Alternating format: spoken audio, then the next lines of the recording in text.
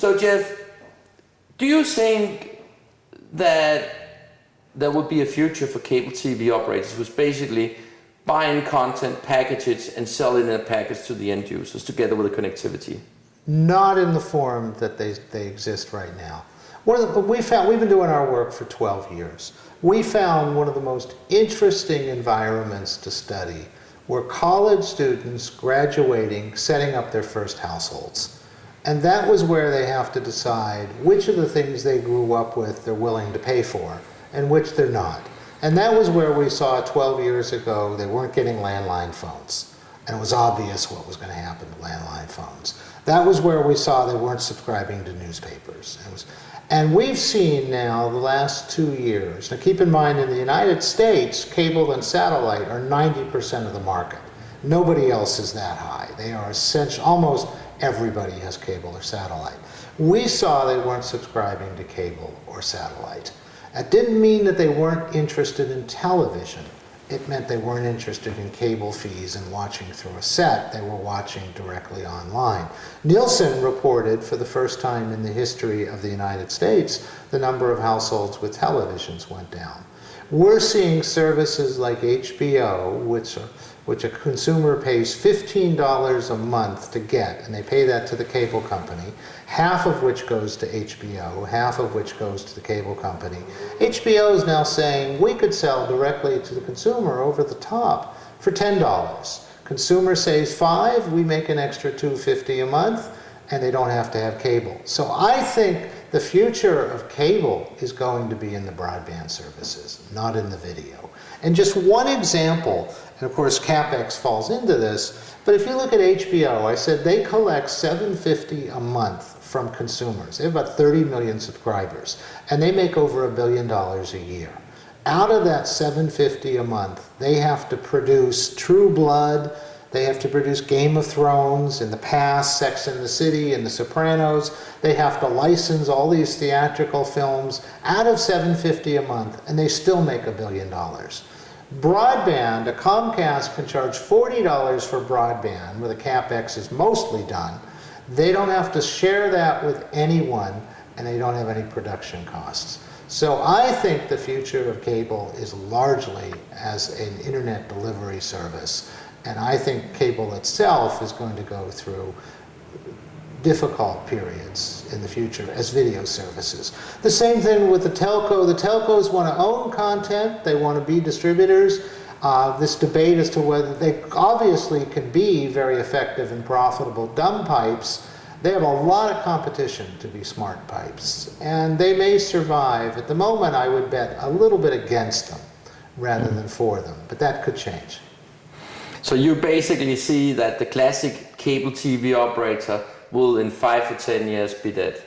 I think the video will become, the video television services will be a much, much smaller proportion of what they do. I don't think they're going to be dead. I think that delivering internet is an immensely profitable service, and internet and broadband has become a necessity, not a luxury. And I think right now in a country like Denmark, you've got 85% or so penetration of the internet. You're pretty close to 85% broadband.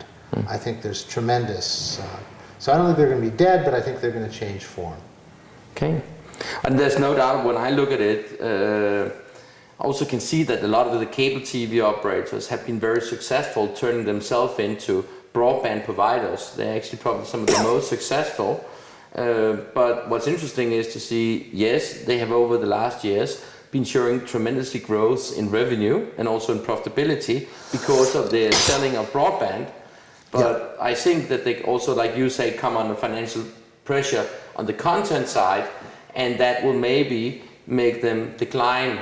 So after a growth period, they have a decline, and then they, of course, will get a competition from other broadband providers, which can be everything from wireless providers, DSL providers, or fiber to the home providers, which go in and compete with the... Those are great points. And in America, our cable companies operate exactly the way the music companies operated. The music companies said to consumers, you want 2 songs, you have to spend $16 on a CD, even though you want 2 songs. Today, if you want cable, you have to buy 100 channels for $75. even though most people only want a few channels. You know, one thing about choice, so one of my favorite statistics, in 1975, most of our markets had 7 television channels. 90% of viewing was on 3, our 3 big networks. Same here. 30 years later, most markets had over 100 channels. 90% of viewing was on 6 or 7. You give people this much more choice, they only venture out a little bit. Incidentally, restaurant owners know that. Restaurant owners know people don't like 20-page menus. They like 8 or 10 choices on a menu, enough that you can process it and make a decision. And on the internet, where there are technically tens of millions of choices, but let's be practical and say for most of us, thousands of choices, we spend 90% of our time in 15 places. And all the other millions account for less than 10%. So we don't like that much choice. And cable companies have been forcing us to. And most people, if they could do it a la carte, would take 7 or 8 or 9.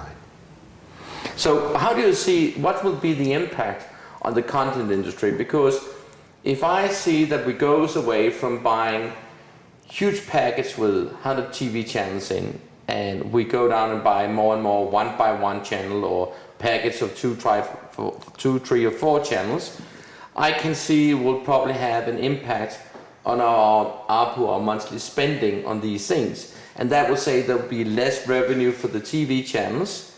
Do you think this will change if we look at not small, big countries, but we look at small countries with small languages like Holland or Sweden and Norway, Denmark, Portugal to a certain extent, Greece for that sake. Do you think that in those countries it will have an impact of how much national content that will be produced in the future? Do you see that the national content will decrease over time because of this change in buying habits? I hope not, and I don't think so. I mean, I think content drives everything, as I said. And people will buy channels because it has the content they want.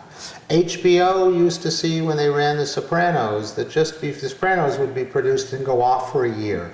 And as soon as it went off, people would churn, and as soon as it came back, people would buy it. The problem for countries where only 5 million people speak the language is there's not the huge budgets. You can't produce 2 hours worth of content for $150 million unless you're going to distribute it worldwide. But my hope is that the barrier to entry on the internet with video content becomes so low or so much lower that no, it actually means a thriving of national content rather than a diminishing. That's a slightly optimistic view, but I am... Then I will provocate you a little bit, because I remember once you said to me that it's fine that comes a lot of content, it's easy to make content and put it on the internet, but the consumers wants to have quality content which is produced by quality people, quality producers, text writers and all that. How do you see... That's a good question to bring up. Well, take our movies. American movies dominated the world, although it's not the biggest film industry.